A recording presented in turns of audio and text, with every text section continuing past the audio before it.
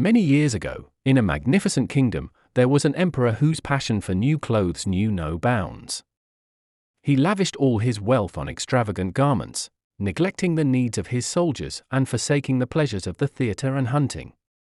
His obsession was so great that he owned a unique outfit for every hour, leading his subjects to often remark, "There goes the emperor, lost in his wardrobe again. Nightingale echoes welcomes you." Amidst this, the emperor's son, the prince, earnestly attempted to steer his father's attention towards the welfare of their people and the betterment of the kingdom. However, his efforts were in vain, as the emperor consistently turned a deaf ear to the prince's wise counsel. "No, leave my presence immediately. I will hear no more of this." In this kingdom, there were two old tailors, both long-serving and highly skilled artisans responsible for crafting the emperor's wardrobe. Over the years, their professional relationship had evolved into a competitive rivalry. Each tailor viewed the other with a mix of skepticism and condescension, always seeking to outdo one another with more elaborate and splendid designs for the emperor's attire. Their rivalry, fueled by a desire to be the emperor's favored tailor, had them constantly at odds, vying for supremacy in the art of tailoring.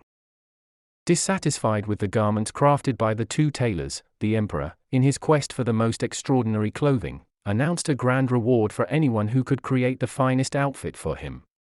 This proclamation stirred excitement throughout the kingdom, as the emperor sought an attire that would surpass all others in splendor and style. Soon, two tricky men arrived one day. They claimed to be special weavers who could make the most beautiful clothes, with amazing colors and patterns. "They are the most splendid clothes in the world." These clothes would be invisible to anyone who wasn't smart or good at their job. "Wow, these must be amazing clothes. If I had them, I could tell who's smart in my kingdom and who isn't." Excited, he gave the weavers a lot of money to start making the clothes. The weavers set up their looms and pretended to work hard. They asked for the finest silk and gold, which they sneakily put into their bags. They kept pretending to work on the looms, but they weren't making anything. Alarmed by the sight of empty looms and the realization of the weaver's deceit, the two old tailors found themselves in a quandary. Internally, they grappled with the decision to alert the emperor. On one hand, they felt a duty to unveil the truth, but on the other, they hesitated as they observed the emperor's sheer delight over his anticipated new garments. Should we shatter his joy with the harsh truth? They pondered, conflicted between their loyalty to the emperor and the potential consequences of bursting his bubble of happiness. This inner turmoil led them to a moment of pause, weighing the implications of either choice. The two seasoned tailors, returning to the royal palace, happened upon the prince. In this encounter, the astute and insightful prince learned about the deceit of the impostors from the tailor's account. Eager to protect his father from being swindled, he hastened to inform the emperor. Yet, the emperor, dazzled by the allure of these seemingly magical garments, dismissed his son's warnings. "You must be lacking in wisdom if you cannot perceive the splendor of these marvelous clothes. Leave my presence at once." After a while, the emperor got curious about his new clothes. But he felt a bit worried because if he couldn't see them like the prince, it might mean he wasn't fit to be emperor. "I don't want to look silly." So, he decided to send his wise old minister to check on the clothes first. The old minister went to where the weavers were working. He was shocked to see the empty looms. "What's going on? I can't see any clothes. Does that mean I'm not smart?" Worried about what others might think, he didn't say a word about it. As the weavers gestured towards the empty looms, they asked the minister, "Do you appreciate the design?" Aren't the colors stunning? Despite seeing nothing, as there was indeed nothing to be seen, the minister hesitated, his mind battling doubt and the fear of appearing foolish. "I can't show any uncertainty." So, masking his true feelings. "Absolutely, it's splendid. I will certainly inform the emperor of its beauty." The weavers, sensing his hesitation, seized the moment to bribe him. With sly smiles, they asked again. "So, you do see how beautifully the colors come together and the excellence of the design, don't you?" The minister, now swayed by their bribe and keen to maintain appearances, nodded in agreement, affirming the beauty of the non-existent fabric. Satisfied, the weavers continued to spin tales of the fabricated colors and patterns, while the minister listened intently, planning to relay these descriptions to the emperor. They then requested additional silk and gold to complete the outfit, resources which they, once again, pocketed for themselves. The prince, deeply concerned about his father, the emperor, made several attempts to see him and express his worries. However, each of his efforts to meet with his father was met with rejection. In his growing unease, the prince turned to the old minister for assistance, hoping to find an ally in him. They are the most splendid clothes, Prince. How marvelous they are. Yet, to his dismay, the minister mirrored the emperor's stance, stubbornly insisting that the clothes being woven would be exceptionally beautiful. The prince, frustrated and increasingly concerned, encountered the same firm belief in the non-existent garments. Subsequently, the emperor dispatched a different court officer to inspect the progress of the clothes. Upon arrival, this officer found himself in the same predicament as the minister, staring at empty looms. He saw nothing. Internally, he wrestled with doubt, thinking, I can't be the only one unable to see these clothes. But admitting that might reflect poorly on my competence. Resolved not to damage his reputation, he too joined in the deception, commending the non-existent clothes and assuring the emperor of their splendor. Meanwhile, the two cunning weavers employed the same tactics with this officer as they had with the old minister, resorting to bribery to secure his complicity. Their web of deceit thus continued to ensnare more of the emperor's trusted advisors, further entangling the court in their elaborate ruse. The whole city was buzzing about these amazing clothes the emperor had ordered. Everyone was eager to see them and find out how wise or foolish their neighbors were. Eager to witness the creation of his magnificent new clothes, the emperor, accompanied by select officers, including the two who had previously admired the cloth, approached the weaver's workspace. The cunning impostors, upon noticing the emperor's arrival, pretended to work even harder, although they weren't actually weaving anything. Isn't this work absolutely magnificent? Just look at the design and the glorious colors. As the emperor gazed at the looms, his face contorted into an awkward smile after a moment's hesitation, lingering for almost a minute. Then, with a delayed reaction, he managed to craft a semblance of delight, and declared, "Oh, this cloth is charming. It has my complete approval." He did not dare admit that he couldn't see what his officers had praised. His entire entourage also looked intently, trying to see the fabric, but like the emperor, they saw nothing. Yet, they all exclaimed, "Oh, how beautiful! We should have celebrated it, my lord." Magnificent. Charming. Excellent. Your work has truly impressed us all.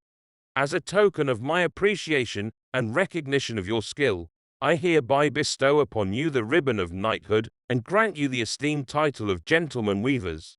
Meanwhile, the prince, realizing he couldn't dissuade his father, the emperor, from proceeding with the grand showcase, made a crucial decision. In a final attempt to salvage the situation, he approached the two old tailors. Master tailors, I have observed your unmatched skills and dedication in crafting garments for the emperor. Today, I come to you with a request of utmost urgency and importance. Your Highness, we are at your service. What is it that you seek from us? As you might be aware, the so-called magical clothes for the emperor are nothing but a deceit. I fear my father is on the brink of public humiliation. I need your expertise to avert this crisis. Indeed, Your Highness, we too have realized the trickery at play. But what can we, mere tailors, do in this situation? I propose a collaboration between you both, setting aside your rivalry for the greater good of our kingdom. Can you work together to craft a real, magnificent outfit for the emperor in time for the procession? Work together, you say? It's been years since we've done that. But for the sake of our emperor and the kingdom, I am willing to unite our talents once again. Thank you. This garment will not only save the emperor's dignity, but also showcase the true talent that resides in our kingdom. Time is of the essence. We must act swiftly. Understood, Your Highness. We shall begin at once and create a masterpiece worthy of our emperor. Their task was to craft the most exquisite clothes for the emperor, a safeguard against any potential disgrace he might face during the upcoming grand event. This strategic move by the prince reflected his commitment to preserving not only his father's reputation, but also the esteem of their kingdom. On the eve of the procession, the deceitful weavers staged a grand performance of industriousness. They kept 16 lights burning brightly throughout the night, creating a spectacle of diligent labor.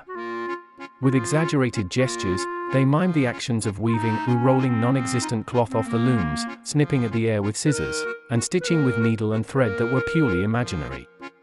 As dawn approached, they triumphantly announced, "The Emperor's new clothes are ready." Simultaneously, the prince had been working diligently with the two old tailors. Under his guidance, they had managed to set aside their differences and combined their skills to create a truly magnificent garment for the emperor.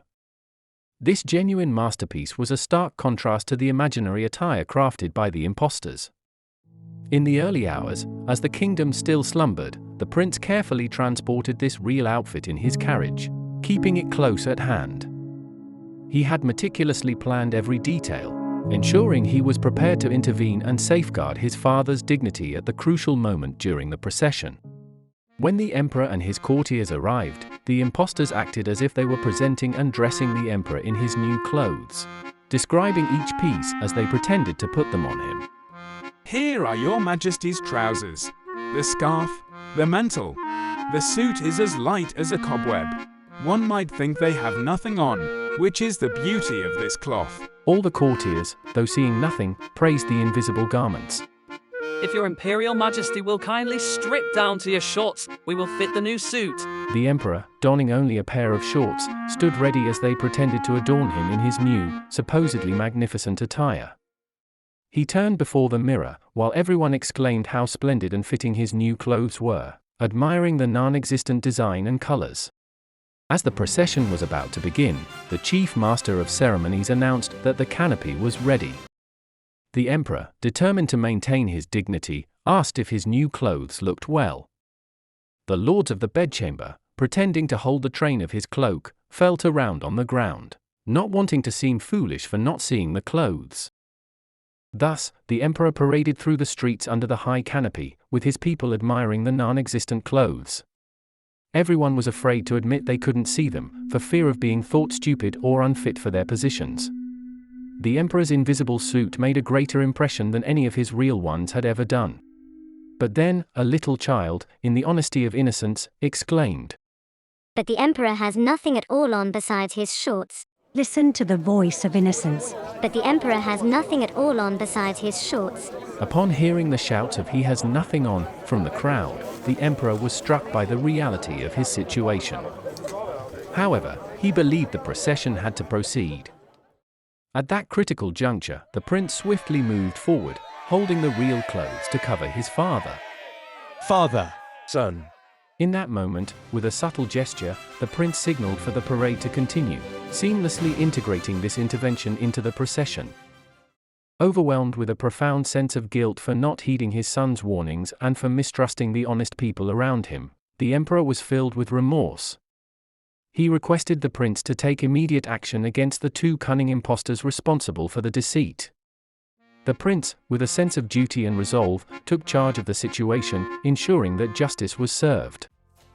In the days that followed, the prince began to take on more responsibilities, effectively overseeing the affairs of the kingdom. His wisdom and attention to the well-being of the land earned him respect and admiration, paving the way for a future of benevolent leadership. The emperor, in a humble pursuit of redemption, chose to retire from his royal duties. He sought solace and learning in the art of tailoring and spent his days under the guidance of the two old tailors. This decision marked a significant shift in his life, from the grandeur of the throne to the quiet, diligent work of a craftsman. So, the emperor found a different kind of fulfillment, learning the value of simplicity and the joy of creating with his own hands.